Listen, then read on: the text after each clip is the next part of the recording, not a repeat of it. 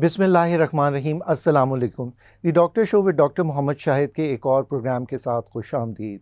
मोटापा दुनिया भर में बढ़ रहा है और इसकी बहुत सारी वजूहात में, जिसमें खाने पीने में बदएहतियाती, मुरक्कम ग़िज़ाएँ, बर्गर्स, पिज़्ज़ाज़ इनका इस्तेमाल, इसके अलावा वॉक ना करना, जिसकी वजह से टाइप 2 डायबिटीज़ हो रही है और दिल के अमराज में दिन ब दिन इजाफ़ा होता चला जा रहा है। इस टॉपिक पे बात करने के लिए आज हमारे मेहमान शख्सियत हैं डॉक्टर आकिबा सरफराज।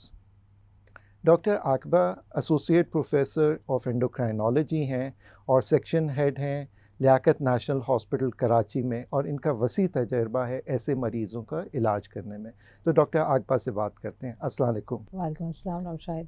कैसे हैं आप? अल्हम्दुलिल्लाह, अल्लाह का शुक्र है। डॉक्टर आकिबा, ये मोटापा क्या होता है? सबसे पहले तो डॉक्टर शाहिद बहुत शुक्रिया प्रोग्राम में इनवाइट करने का, और मेरा ख़्याल है कि ये बहुत अहम टॉपिक है जो शायद अगर मैं बात करूँ तो मोटापा या ओबेसिटी आपकी बहुत सारी बीमारियों की जड़ बन चुकी है अब। अच्छा, मोटापा आप ये कह लें कि वज़न का तेज़ी से बढ़ना, अब उसके मुख्तलिफ़ रीज़न्स होते हैं। मोटापे को इस तरह डिफ़ाइन करते हैं जब आपका वज़न आपके कद के लिहाज से ज़्यादा हो, तो वो बीएमआई का एक वर्ड यूज़ होता है जिसे हम कहते हैं, जो आपकी रेशो शो करता है कि आपके कद और आपके वज़न में कितना एप्रोप्रिएशन है। तो जब कद के लिहाज से जो वज़न है उसको बीएमआई कहा जाता है, ठीक है, that is body mass index, ठीक है। मोटापे को डिफ़ाइन इससे किया जाता है कि 20 अब जो बॉडी मास इंडेक्स है, अगला सवाल ये होता है कि क्या नॉर्मल है।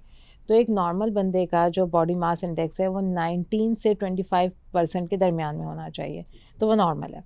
जिसका 25 से 30 के दरमियान में है वो ओवरवेट है, ठीक है, वो मोटापे से एक कदम पीछे है, तो वो ओवरवेट में आ जाता है।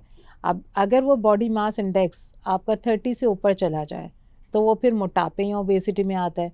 अब मोटापे के भी ग्रेड्स हैं, जैसे मैं कह रही हूँ कि मोटापा और ओबेसिटी, तो ओबेसिटी के ग्रेड्स हैं, grade 1 obesity, grade 2 obesity, grade 3 obesity, ठीक है, जिसको ग्रेड 3 ओबेसिटी को मॉर्बिड ओबेसिटी कहा जाता है। सही, तो ग्रेड 1 ओबेसिटी में बेसिकली आपका बॉडी मास इंडेक्स होता है 31 से 35 के दरमियान, वो ग्रेड 1 हो गया। 35 से 40 के दरमियान अगर आपका बीएमआई है तो वो ग्रेड 2 हो गया, और अगर आप 40 से अबव हैं तो वो जो है मॉर्बिड ओबेसिटी में आता है। आपके पास बहुत सारी ख़वातीन आती हैं जो कि मोटापे का शिकार होती हैं, तो ख़वातीन में पाकिस्तान में मोटापा क्यों बढ़ रहा है? लेकिन सबसे पहले तो मैं आपको ये बता दूं कि अब ख़वातीन के साथ मर्दों में भी मोटापे की शरह बहुत तेज़ी से बढ़ती जा रही है। अच्छा, और अगर पाकिस्तान की बात करें तो पाकिस्तान इस वक्त पूरी दुनिया में 6 नंबर पे, छठे नंबर पे, जिसमें ओबेसिटी के मरीज़ सबसे ज़्यादा हैं, ठीक है। अब वो मोटापा बढ़ने की बहुत सारी रीज़न्स होती हैं। फ़ीमेल्स में अगर आप पहले तो एक जनरल बात कर लेते हैं कि क्यों मेल और फीमेल्स में बढ़ा है। ज़्यादातर जो इस्तेमाल है, अगर हम बात करें तो मोटापे की रीज़न आजकल के उसमें, जैसे आपने बताया कि बहुत ज़्यादा मुर्गन ग़िज़ाओं का इस्तेमाल, बहुत ज़्यादा मीठे का इस्तेमाल, ठीक है, फ्राइड आइटम्स की क्वांटिटी बहुत ज़्यादा है, और फिर आजकल हमारा तो लाइफ़स्टाइल ऐसा हो गया है कि आपका घर पे जंक, पिज़्ज़ाज़, बर्गर और कोल्ड ड्रिंक्स, जो भी आप सॉफ्ट ड्रिंक्स कह लें, ठीक है, शुगरी कंटेंट इंटेक ज़्यादा हो गया। अच्छा, एक तो वो इंटेक ज़्यादा हो गया, सेकेंडली ये कि अब हमने वॉक भी छोड़ दी, हमने जो है वो वर्कआउट छोड़ दिया है। हम बहुत सारी चीज़ों में आप देखें तो अगर ओवरऑल बात करें आप, तो हमारा लाइफ़स्टाइल ऐसा हो गया जो सॉर्ट ऑफ सेडेंटरी हो गया है। सही है, हर चीज़ में आप बैठे-बैठे सारा काम कर लेते हैं, लैपटॉप पे, कंप्यूटर पे, फ़िज़िकल एक्सरसाइज़ेज़ ना होने के बराबर हैं। अब वो फ़िज़िकल एक्सरसाइज़ेज़ ना होने के बराबर हैं, वो भी, उसमें भी अनफॉर्चुनेटली कहीं न कहीं बहुत सारी चीज़ें इन्वॉल्व हैं। सेफ्टी पार्क, वॉक के लिए पार्क्स नहीं हैं। अच्छा, फिर सेफ्टी रीज़न्स आ जाते हैं, ठीक है, उस तो लोग के चाहते हैं कि भई घर पे ही स्टे करें। उसके बाद आपके मोबाइल, लैपटॉप्स, बच्चों में ओबेसिटी, जो अब मैंने कहा ना कि जब ओबेसिटी से बात निकलती है तो वो चलती जाती है। चाइल्डहुड ओबेसिटी, ठीक है, वो अब हमारे पास बहुत ज़्यादा प्रेजेंट करी है। पेरेंट्स परेशान होकर आते हैं कि बच्चे, पहले तो कहते थे कि जी मेरा बेटा गुपलू गुपलू है, मेरा बच्चे गुपलू हैं तो सेहतमंद है, तो माएँ बड़ी खुश होती हैं स्पेशली, ठीक है। लेकिन अब वो परेशान होकर आ रहे हैं बिकॉज चाइल्डहुड ओबेसिटी इन्हीं सब चीज़ों की वजह से बढ़ती जा रही है, ठीक है। आपका खाने का इस्तेमाल, फिर सेडेंटरी लाइफस्टाइल, फिर वॉक का ना होना, ठीक है, ये सब चीज़ें बेसिकली रीज़न बनती है मोटापे का। ठीक है। सो ये मोटापा जो आ रहा है, आप क्या फ्यूचर में देख रहे हैं कि इसमें इजाफ़ा होगा या लोग कॉन्शियस हो रहे हैं अभी? देखिए, अगर हम बात करें अवेयरनेस की, तो बहुत सारे लोग, दो कि वो बहुत माइनॉरिटी में हैं, लेकिन वो अब अवेयर्ड हैं और वो उस अवेयरनेस को मतलब हासिल करने की कोशिश भी करते हैं और कभी-कभी वो उससे परेशान होकर डॉक्टर्स की तरफ रुजू भी करते हैं। लेकिन स्टिल अगर मैं रेशियो की बात करूं, तो शायद अभी भी जो मोटापे से लोग परेशान हैं वो माइनॉरिटी में है। मेजॉरिटी शायद इसको फील ही नहीं करी अभी तक। सही, सही। तो ये छठे नंबर से तीसरे या चौथे पे आने में कोई देर तो नहीं लगेगी? अगर हमने अपने लाइफस्टाइल को चेंज नहीं किया तो शायद आने में बिल्कुल देर नहीं लगेगी। और डॉक्टर अकबर, जब हम बाहर जाते हैं खाने के लिए या हम वैसे शॉपिंग के लिए जाएं, तो ये सारे जो बर्गर्स वाले हैं और पिज़्ज़ाज़ वाले हैं फुल होते हैं। सो अगर अवेयरनेस इतनी ज़्यादा है तो फिर ये लोग क्यों इतना उस तरफ जा रहे हैं? देखिए, जब मैं बच्चों को बाहर लेके जाऊंगी तो ऑब्वियसली बच्चों का एक सेंस होता है कि वो घर का खाना आप मुसलसल में खिला रहे होते हैं, तो उनको आउटिंग का वे ये है कि आप आउटिंग करने जाएंगे तो खाना बाहर ही होगा। सही। अच्छा, अब उसमें भी वेरिएशंस है ना। हमने बच्चों को उन चीज़ों पे लाना है, जैसे मैं कहती हूँ कि आप डीप फ्राइड आइटम के बजाय, आप बर्गर रोस्ट के बजाय आप टिक्के पे जा जाएं, आप ग्रिल आइटम पे चले जाएं, तो जहाँ पे कैलोरी इंडेक्स आपका शायद थोड़ा कम हो जाता है, तो वहाँ पे भी ऑप्शंस हैं। इवन अगर हम इन ऑप्शंस से चलें कि हम वहाँ पे जाके कुछ ऑप्शंस देख लें जहाँ पे आपका कैलोरी इंडेक्स कम है, तो वो आप उसको ज़रा सा थोड़ा सा अपनी लाइफ में वो चेंज लाएं। अच्छा, ज़रूरी नहीं है ना कि हर पिज़्ज़ा बर्गर के साथ आप ड्रिंक भी लें, सादा पानी ले लें, ठीक है। तो वो थोड़ी सी चेंजेस हमें। अच्छा, बच्चे बचपन से आप जो उन्हें मतलब जिस तरह ट्रेन करते हैं ना, टू सम एक्सटेंट बच्चे उस पर राज़ी भी हो जाते हैं। आपने जो ट्रेनिंग दी वो हो गए, तो अगर हम शुरू से बच्चों को उस ट्रेनिंग पे रखें कि ये हमारी चॉइसेस हैं, तो शायद वो भी ज़िद ना करें। अच्छा, ऑन द अदर हैंड आप घर पे आ जाएं जहाँ पे बहुत ज़्यादा जंक का इस्तेमाल नहीं है, लेकिन अगर आप ऑन द अदर हैंड घर की चीज़ों पे आ जाएं, तो मदर्स आके ये कहती हैं, डॉक्टर साहब मैं जो भी देती हूँ घर का देती हूँ। वो घर के नगेट्स भी बना के दे रही हैं, वो घर पे जो है पिज़्ज़ाज़ भी बना के दे रही हैं, तो है घर की चीज़, लेकिन उसमें भी शायद डीप फ्राइड आइटम्स हैं। तो वो इवन आप घर का दे रहे हैं, लेकिन उसमें भी है। मुझे ये लगता है कि अब चूँकि मोटापा बढ़ता है ना, तो आपने कहा ना कि बहुत सारी पेचीदगियाँ आती हैं, तो उस मोटापे को कंट्रोल करने से आप बहुत सारी पेचीदगियों से बच जाते हैं। अब घर का जो खाना है उसमें भी थोड़ा सा हमें मॉडिफिकेशन करनी है। डॉक्टर अकबर, वो दालें, वो सब्जियां, वो साग, वो मकई की रोटी, वो कहाँ गई? वो अच्छे खाने शायद हमने अपने ट्रेडिशनल फूड्स को अवॉइड करना शुरू कर दिया। हालांकि आप यकीन जाने, वो साग, वो मकई की रोटी कितनी, अब तो हम ढूंढते हैं कि अच्छा मकई की रोटी बन कहाँ रही है, ठीक है। जो लोग पुराने हैं वो उसको अभी भी मिस करते हैं। मुझे ये लगता है कि हमें अपने घर की कुकिंग को, स्पेशली जो मदर्स हैं, उनको ये बात बताने की ज़रूरत है कि उसको भी थोड़ा सा तरीके चेंज करें। आप डीप फ्राइड आइटम को शैलो फ्राई कर लें, अब तो एयर फ्रायर आ गए हैं, स्टीम फ्रायर आ गए हैं, तो शायद हमें घर की कुकिंग को भी थोड़ा चेंज करने की ज़रूरत है। आप बच्चों को पराठा रोल घर में बना के दे रही हैं, आप रोटी रोल बना के दे दें, आप ग्रिल आइटम करके दे दें। तो मुझे लगता है कि ऑयल कंटेंट और शुगरी कंटेंट वो हमें घर से भी कम करना चाहिए। बच्चों के स्कूल में आप देखें जो कैंटीन होती है उसका क्या हाल है, उसके बारे में थोड़ा बताएं, क्योंकि ये जो स्कूल जाते हैं बच्चे, एक बच्चा दूसरे बच्चे को देखता है कि वो कैंटीन से फ्राइज़ ले रहे हैं, नगेट्स ले रहे हैं, तो फिर वो कंपटीशन हो जाता है कि एग्जैक्टली, और ये बहुत इम्पॉर्टेंट है, जो जो मुझे लगता है कि मदर्स के लिए जब वो लंच बॉक्स पैक कर रही होती हैं तो बहुत ज़रूरी होता है, इससे कि मेरा बेटा कहता है मामा आपने मुझे फ्रूट दिया, आपने मुझे वेजिटेबल दी, हालांकि मैं वंस अ वीक उसको थोड़ा सा ग्रिल करके और थोड़ा सा डीप फ्राइड आइटम भी देती हूँ ताकि ही गेट सेटिस्फाइड। लेकिन सामने वाले जो फ्रेंड्स हैं वो नगेट्स भी ला रहे हैं, मामा वो सॉसेजेस भी फ्राई करके लाते हैं, जो सारा प्रोसेस्ड फूड है और वो डीप फ्राई होता है। अब हम थोड़ा सा शॉर्ट उस पर आ जाते हैं ना कि सुबह सुबह टाइम नहीं होता तो वो डीप फ्राई करके दे दिया, बच्चे भी खुश होकर ले जाते हैं। तो बच्चे फिर अपना टिफ़िन देखते हैं और फिर वो जब दूसरों का टिफ़िन देखते हैं तो वो फिर कॉम्प्लेक्स्ड होता है। और वो शिकायत आपको यकीनन घर में बच्चे आके देते हैं कि मामा वो तो चिप्स भी लाते हैं, उनके फ्राइज़ भी आ रहे हैं, उनके बर्गर्स भी आ रहे हैं, उनकी मम्मा तो सब देती हैं, आप नहीं देती। अच्छा, यहाँ पे भी मैंने हमेशा ये कहा है कि आप कम्प्लीटली बंद ना करें, आप फ्रीक्वेंसी कम कर दें। और ये स्कूल का एक एडमिनिस्ट्रेशन का होना चाहिए जहाँ पे आपको पता है कि हम कहीं पे भी अवेयरनेस के बगैर नहीं चल सकते। तो स्कूल को ये अवेयरनेस क्रिएट करनी चाहिए कि वो मदर्स को या पेरेंट्स को ये कहे कि भाई लंच बॉक्स में ये चीज़ें आप ज़्यादा भेजा करें और इसको थोड़ा कट डाउन करें। तो जब वो एडमिनिस्ट्रेशन की तरफ से चीज़ें होंगी तो शायद बच्चों में वो कॉम्प्लेक्स नहीं रहेगा। ठीक है। सो ये जो सीनियर लेवल पे आ गया बच्चा, यानी ओ लेवल ए लेवल के उस पे आ गया, अब तो वो कह रहा है जी मुझे पैसे दें आप, क्योंकि मैं तो जो है कैफेटेरिया से कैंटीन से जो है वो पैसों से लूँगा चीज़।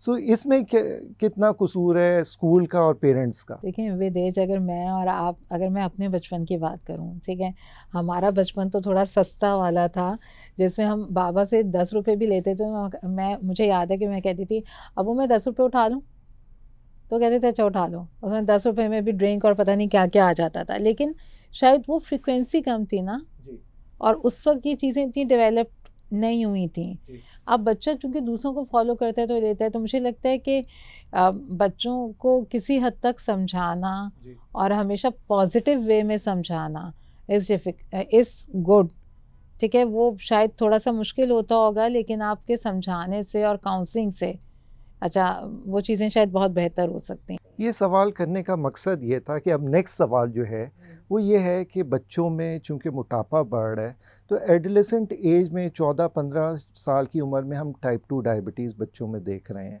और इंसुलिन रेजिस्टेंस देख रहे हैं। तो ये क्या चीज़ें हैं? लेकिन जहाँ पे ओबेसिटी बढ़ती है ना, ठीक है, जहाँ पे मोटापा बढ़ता है, मैंने कहा ना कि वहाँ पे पेचीदगियाँ लाजमी आती हैं। अब उसमें जो ज़्यादातर पेचीदगियाँ हैं वो प्रेजेंट होती हैं शुगर के साथ, टाइप 2 डायबिटीज़, ठीक है, कार्डियक वेस्कुलर जिसमें दिल का अटैक होना, ये सब चीज़ें होना, उसके अलावा ब्लड प्रेशर का होना, कोलेस्ट्रॉल का होना, और फिर अगर आप इन बीमारियों से हट जाएं तो दूसरी बीमारियां, घुटनों के मसले, ऑस्टियोआर्थराइटिस, कमर का मसला, बैक एक हो रहा है, उठ नहीं पा रहे, डिस्क स्लिप हो रही है, तो ये सब चीज़ें आपकी सारी ओबेसिटी रिलेटेड हैं। इसमें सबसे हायर नंबर पे आपकी डायबिटीज़ है, क्योंकि अब जब मैं शरह की बात करती हूँ तो मैं कहती हूँ कि अब पाकिस्तान डायबिटीज़ में तीसरे नंबर पे है पूरी दुनिया में, ठीक है, इंडिया दूसरे नंबर पे है, चाइना पहले नंबर पे है। तो वहाँ की पॉपुलेशन हमारी पॉपुलेशन से ज़्यादा है। अगर हम अपनी 23 करोड़ आवाम की बात करें तो शायद हम सबसे कम हैं, और हमारे यहाँ शरह ज़ियाबतीज़ की उनके मुकाबले में भी ज़्यादा है, ठीक है। तो और अब ये टाइप 2 डायबिटीज़ पहले होता है सिर्फ बड़ों में है, अब आपको बच्चों में देखने में मिलेगी, एंड द रीज़न इज़ मोटापा। अच्छा, आप टाइप 2 डायबिटीज़ की बात करें, यहाँ पे चूँकि प्रोग्राम बहुत सारे लोग देखते हैं, एक और अवेयरनेस दे दूँ कि अगर जहाँ पे मोटापा है वहाँ पे बच्चों में, मेल्स और फीमेल्स दोनों बच्चे बच्चियों में, फिर अडल्टहुड के प्रॉब्लम्स आ जाते हैं। फिर वो जो है वो बच्चियाँ पॉलीसिस्टिक ओवरीज के साथ प्रेजेंट कर रही हैं, जिसमें मेंस्ट्रुअल इरेगुलरिटीज़ हो रही हैं, फिर उसके अलावा उसके आगे कॉम्प्लिकेशंस हैं, और बच्चों में, लड़कों में हाइपोगोनाइडिज्म हो रहा है, ठीक है। तो ये वो सब चीज़ें हैं जो आपकी ओबेसिटी से रिलेटेड है। तो मैंने कहा ना कि शुरू से ही अगर हम चीज़ों को बेहतर कर लें तो शायद आगे जाके हमें ये पेचीदगियाँ देखने को ना मिले। अब पेरेंट्स आके सवाल करते हैं कि डॉक्टर साहब ये अब मोटा हो गया है या मोटी हो गई है बच्ची, सो अब इसको रिवर्स किस तरह करें? रिवर्स करने का कोई आसान तरीका बताएं जो कि 1 साल में हो जाए या 6 महीने में हो जाए, क्योंकि ये अब एज ऐसी आ रही है ना, अब पेरेंट्स को समझ आती है 13-14 की उम्र में। आपके पास भी ऐसे बच्चों को लेके आते होंगे कि जल्द अज जल्द आप इसका इलाज बताएं। ओबेसिटी आती है और पेरेंट्स काफ़ी परेशान भी होते हैं, लेकिन देखें एक जो बच्चा है जो आप 14 से लेके 20 साल की उम्र देख लें या 22 साल की उम्र में, उसमें बहुत सारे बच्चों को या अडल्ट्स को कॉम्प्लिकेशंस का अंदाज़ा नहीं होता। इसको स्टिल वो बीमारी के लिहाज से इतना अवेयर नहीं होते। वो आपको ये तो कह देंगे मामा सोशल मीडिया पे ये आ रहा है, मेरे फ्रेंड के पास मोबाइल है, ये सब चीज़ें वो उसको फॉलो कर रहे होते हैं, लेकिन एक सेहत वाले जो कॉन्सेप्ट है शायद उन बच्चों में अभी इतना डेवलप नहीं हुआ होता, वो हमें डेवलप करने की ज़रूरत है। दूसरी बात जो सबसे इम्पॉर्टेंट है, जिस पे मैं शायद किसी को भी ब्लेम देना थोड़ा डिफ़िकल्ट हो जाता है, इससे कि जो हमारे सर्कमस्टेंसेस हैं, सही है, right from the schooling, tuition, कारी साहब ने भी आना है, नेसेसरी हैं ये वो चीज़ें जो बच्चों ने करनी है और लाजमी करनी है, ठीक है। कंपटीशन आपकी पढ़ाई का इतना बढ़ गया है कि बच्चों का वर्कआउट नहीं रहा, ठीक है। बीइंग ए पेरेंट, मैं अपनी बात करूँ तो शायद मैं भी अपने बच्चों को वर्कआउट के लिए बहुत कम ले जा पाती हूँ। तो जहाँ बच्चों का वर्कआउट नहीं है, वहाँ पे ओबेसिटी आएगी। ठीक है। ठीक है, वर्कआउट करने की ज़रूरत है। आप उनको, मैं तो कहती हूँ बच्चों को खेलने दें। उनसे कहें आप बजाय इसके कि जो टाइम आपका पढ़ाई से जो है वो आपने थोड़ा सा स्पेयर किया है। आप देखिए मेरे और आपके बच्चे और शायद हम सबके बच्चे ओवरऑल बात करें तो जब वो थोड़ा सा स्पेयर टाइम मिलता है, they start chatting on mobiles, जी। और वो टैब उठा लेते हैं तो किसी का लैपटॉप ऑन हो जाता है या बैठे बैठे किसी का वीडियो गेम ऑन हो जाता है। जी।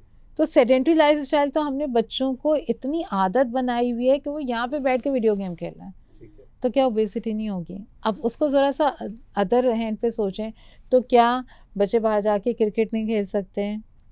क्या वो फुटबॉल नहीं खेल सकते? तो ये जो रनिंग वाली एक्टिविटीज़ होती हैं, इसमें हमें बच्चों को डालना पड़ेगा, और बच्चों को नहीं, हमें अपने आप को भी डालना पड़ेगा। ठीक है। इसे कि जब तक पेरेंट्स साथ जाके सपोर्ट नहीं करेंगे, शायद बच्चे भी नहीं जाएँगे। ठीक है। तो अब ये वो सेडेंटरी लाइफ़स्टाइल, इसमें मैं बहुत ज़्यादा, आप यकीन जानें कि मुझे ये लगता है कि इसमें सिर्फ़ बच्चों का कसूर नहीं है, ये सर्कमस्टेंसेस हैं। मैंने कहा ना, पार्क नहीं है, सेफ्टी नहीं है, टाइम नहीं है, तो अल्टीमेटली फिर आप चाइल्डहुड ओबेसिटी और फिर टाइप 2 डायबिटीज़, इसी में इंक्रीमेंट होगा ज़ाहिर है। नींद का कितना ताल्लुक है ओबेसिटी के साथ कि नींद पूरी ना हो और जो है मोटापा हो जाए? देखें, जब आप स्ट्रेस्ड होते हैं, नींद पूरी नहीं होती है, आपके स्ट्रेस रिलेटेड हार्मोन्स भी थोड़े से बढ़े हुए आते हैं जो ओबेसिटी कॉज करते हैं। लेकिन 7 to 8 आवर्स की एक नॉर्मल बंदे की पुरसुकून नींद होनी चाहिए। डॉक्टर अकबर, क्या ये मुमकिन है एज अ डॉक्टर हमारी लाइफ में? क्या 7 से 8 घंटे की, आप खुद सोच लें ना। सो अब देखिए, जो मुझे ये लगता हालात है हैं। कि हाँ, आपकी बात सही है, लेकिन शायद जो नींद है वो पुरसुकून तो हो, जी। स्ट्रेस फ्री तो हो, तो जी। शायद वो स्ट्रेस फ्री कुछ चीज़ें आ जाएँ, तो शायद थोड़ा-सा जो है वो आपकी टेंडेंसी ऑफ डिज़ीज़ ठीक है। कम हो जाए। अब किसी से हम दवाइयों की बात करें ना तो मरीज़ बहुत खुश हो जाता है कि हम उनको बताते हैं वॉक, डाइट, एक्सरसाइज का, लेकिन दवाइयों पे चूँकि आजकल मीडिया भी काफ़ी इन है, सोशल मीडिया में भी दवाइयों का बहुत चर्चा है कि और लोग चाहते हैं कि बस दवाइयाँ लें और मोटापा ख़त्म हो जाए। सो इसके बारे में आप बताएं। बहुत इम्पोर्टेंट आपने सवाल उठा लिया है। ये आपका जो सवाल है ना कि लोग चाहते हैं दवाइयाँ लें और मोटापा ख़त्म हो जाए, तो आज आपकी प्रोग्राम के तवज्जुह से ये बता दूँ कि मेडिसिन लेने से मोटापा ख़त्म नहीं होगा। मेडिसिन हेल्प करती हैं वेट रिडक्शन में, ठीक है, लेकिन आप ये सोचें कि जैसे मैं बैठे बैठे मेडिसिन खा लूँ और मैं अपना लाइफ स्टाइल चेंज नहीं करूँ तो मैं ऐसी रहूँगी जैसे हूँ। तो ओबेसिटी आपको मेडिसिन हेल्प करने के लिए है। जैसे मैं कहती हूँ कि अच्छा जी, जो बहुत पेशेंट ओबेसिटी के साथ आते हैं वो कहते हैं डॉक्टर साहब वज़न भी नहीं गिर रहा, मैं वर्कआउट भी कर रहा हूँ, मैं डाइट भी कर रहा हूँ, और उनको वक्ती तौर पे थोड़ा सा मेंटल रिलैक्सेशन के लिए उनको आपको हेल्प देनी पड़ती है, तो आपको मेडिसिन देनी पड़ती हैं। लेकिन मेडिसिन के साथ आपका वर्कआउट, ठीक है, और आपकी डाइट इज़ नेसेसरी। तो मेडिसिन वक्ती तौर पे हेल्प करती हैं, लेकिन वो फिर सिर्फ हेल्प हैं, वो वेट बिल्कुल आपको बिल्कुल स्लिम करके नहीं दे देंगी। सेकंड जो इसमें सबसे इम्पॉर्टेंट बात है, जो मैं आपको ये बता दूं कि एट टाइम्स मैं बहुत से पेशेंट को कहती हूँ, जब वो कहते हैं ना बिल्कुल डिसहार्ट होके आते हैं, मैंने 2 महीने इतनी अच्छी वॉक की, मैंने डाइट भी की, मेरा तो वज़न ही कम हुआ और मैंने गुस्से में आके सब खाना शुरू कर दिया। तो फिर आप उनको पॉजिटिव साइड जो दिखाते हैं, वही दिखाते हैं कि जब वो आप वर्कआउट कर रहे थे और आप डाइट कर रहे थे, तो आपका वज़न एक जगह पे एटलीस्ट रुका हुआ था, ठीक है। उस गिरने के लिए चले हम हेल्प करते हैं मेडिकेशन से, लेकिन वो रुका हुआ था, बढ़ा नहीं था। तो डैट इज़ वो पॉजिटिव साइन इनसाइड जो पेशेंट को दिखानी चाहिए और उसको देखनी चाहिए कि मैं रुका तो हुआ था। अब आप छोड़ के डिप्रेस्ड होके फिर सब खाना शुरू कर दें तो वो तो बढ़ा के ही आएंगे। तो ये कुछ चीज़ें हैं जो मोटापे के पेशेंट को या ओबेसिटी के पेशेंट को आपको एक्सप्लेन करनी है। डॉक्टर अकबर, अब तो आ गया कि जेनेटिक्स का रोल है, जीन भी आ गए। सो बहुत सारी जीन है, आप एम से लेके जेड तक जाएं, सब जीन्स आ गई, और टाइप 2 डायबिटीज़ में भी जीन्स हैं। तो फिर बेचारे मरीज़ का क्या क्या कसूर है कि जीन्स इन्वॉल्व है उसमें? अब वो मोटा होता चला जा रहा है, ऑल्दो डाइट भी कर रहा है, वॉक भी कर। ओबेसिटी जो है ना जेनेटिकली है, और मैं इस बात से एग्री करती हूँ, ठीक है। और एक बहुत ही थोड़ा सा लाइटर नोट में बात करूँ कि मैं अपने पेशेंट्स को कहती हूँ कि विरसे में सिर्फ जायदाद नहीं मिलती, विरसे में हर चीज़ मिलेगी। सही सही है, आपकी जेनेटिक्स तो वहीं से आ रहे हैं, सही तो आपको मोटापा भी मिलेगा, शायद आपको डायबिटीज़ भी मिलेगी, शायद आपको थायराइड डिसऑर्डर्स भी विरसे में मिल सकते हैं। मतलब ये वो चीज़ है जो जेनेटिकली आपकी स्ट्रॉन्ग एसोसिएशन है। ठीक है अच्छा, अब मुझे पता है कि ये जेनेटिकली है, ठीक है ठीक है, कुछ चीज़ें हैं जो थायराइड डिसऑर्डर्स हैं तो मेडिकेशन लेनी पड़ती है, डायबिटीज़ है आपको मेडिकेशन लेनी है, सही लेकिन obesity then you have to work hard. मुझे पता है कि ये चीज़ जेनेटिकली है और मैं चाहती हूँ कि मैं जेनेटिकली ना जाऊँ, मतलब अगर सब मोटे-मोटे हैं, ठीक फैमिली रिलेटिव सब अच्छे वाले हैं और मैं उनके अगेंस्ट जाना चाहती हूँ, जी तो मुझे बहुत मेहनत करनी पड़ती है। ठीक और फिर जो ओबेसिटी की मेहनत है, वो लाइफ लॉन्ग है। ठीक है ठीक है, आप मेडिकेशन छोड़ सकते हैं, मेडिकेशन मैंने कहा ना वो तो हल्का-फुल्का हेल्प करती हैं, लेकिन आपका वर्कआउट सारी उम्र का है। ठीक आप 1 से डेढ़ घंटा आप जिम की एक्टिविटी कर लें या आप अच्छी वॉक भी अगर कर लेते हैं, ठीक है तो वो आपकी लाइफ लॉन्ग है। सही आप जहाँ वो छोड़ेंगे जेनेटिकली ओबेसिटी वापस आएगी। मोटापा अब दुनिया भर में क्रॉनिक डिजीज़ेज़ में से एक डिजीज़ कहा जाता है इसको, कि ये भी एक बीमारी है, ठीक है? कहा ना और ये इस 6 बीमारियों की जड़ है। अच्छा, और इस बीमारी के लिए फिर इलाज इंजेक्शन फॉर्म में अब अवेलेबल हैं, जो कि डायबिटीज़ को भी कंट्रोल करते हैं, और कुछ जीएलपी-1 एगोनिस्ट हैं, जो कि जीआईपी, जो कि पाकिस्तान में नहीं है।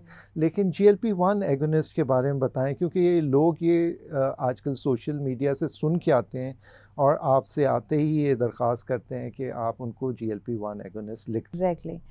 और फिर एक से सुन के दूसरा भी आ जाता है, जी, जिसने जो है सोशल मीडिया पे ना भी देखा हो तो वो कह देते हैं कि डॉक्टर साहब वो जीएलपी-1 वन्स पर वीक वाला लगा रहे हैं तो हमें भी वो दे दें। जी, मैंने जैसे पहले कहा कि it would help in weight reduction, help करते हैं। ठीक है, उसके साथ आपकी वर्कआउट और सब चीज़ें नेसेसरी हैं। अच्छा, जीएलपी-1 एनालॉग्स देने का जो है मतलब जो जब वो डिज़ाइन हुआ तो उसके जो मतलब आप कहना चाहिए कि किस तरीके से वज़न कम करते हैं, उसके वेरियस फैक्टर्स हैं। ठीक है, मैं बहुत कॉमनली कहती हूँ कि जब जीएलपी-1 आप लगाते हैं तो थोड़ा नॉज़िएटिंग फीलिंग होती है।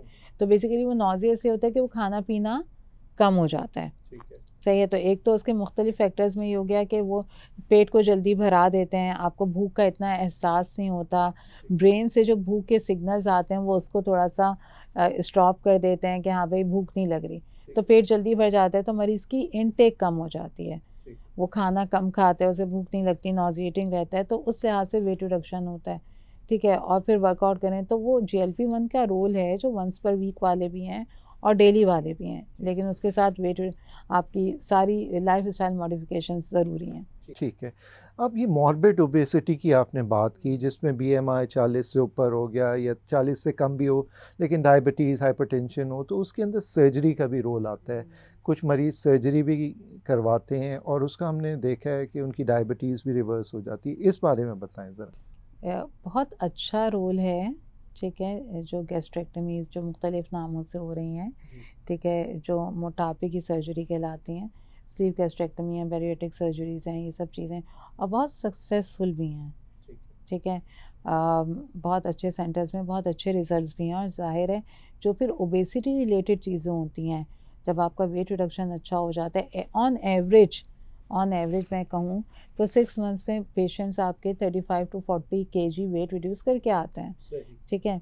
और ऑब्वियसली जो मोटापे के की डिजीज़ेज़ हैं, जैसे डायबिटिक बहुत सारे पेशेंट्स में रिवर्ट बैक हो जाती है, कुछ पेशेंट इंसुलिन पे होते हैं तो वो इंसुलिन से रिवर्ट बैक हो के हल्की-फुल्की मेडिसिन्स पे आ जाते हैं, डिपेंड कि उनकी डायबिटीज़ कौन से टाइप की है, वो टाइप 2 है या टाइप 1 है। ठीक है। तो टाइप 2 वाला तो शायद चांसेस हैं कि वो उसकी डायबिटीज़ भी रिवर्ट बैक हो जाए, कोलेस्ट्रॉल आपकी बहुत सारी चीज़ें बेहतर हो जाती हैं। फिर आपके ओबेसिटी रिलेटेड जो दूसरी डिजीज़ेज़ हैं, जैसे मैंने कहा ऑस्टियोआर्थराइटिस है, आपके बहुत सारे कैंसर्स आपके ओबेसिटी रिलेटेड होते हैं, जी, मोटापे की वजह से यूट्राइन कैंसर्स, ये सब भी ओबेसिटी है तो काफ़ी उसकी रेशियो में कम है।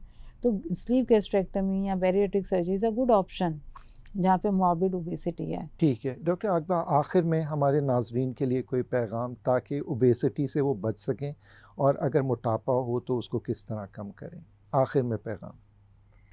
देखिए, जैसे मैंने बता दिया कि ओबेसिटी मोटापा एक बहुत कॉमन बीमारी होती जा रही है जो अपने साथ 6-7 बीमारियां बहुत आराम से लेके आती है।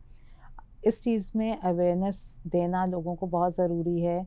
अवेयरनेस प्रोग्राम्स होने चाहिए जिसके थ्रू आप अवेयरनेस करें।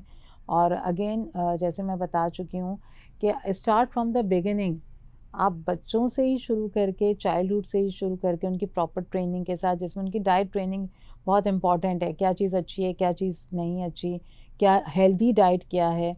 तो वो चीज़ें स्पेशली मदर्स के लिए, जैसे कि घर का खाना सब वही देख रही होती हैं, वो वहाँ से आप स्टार्ट लें।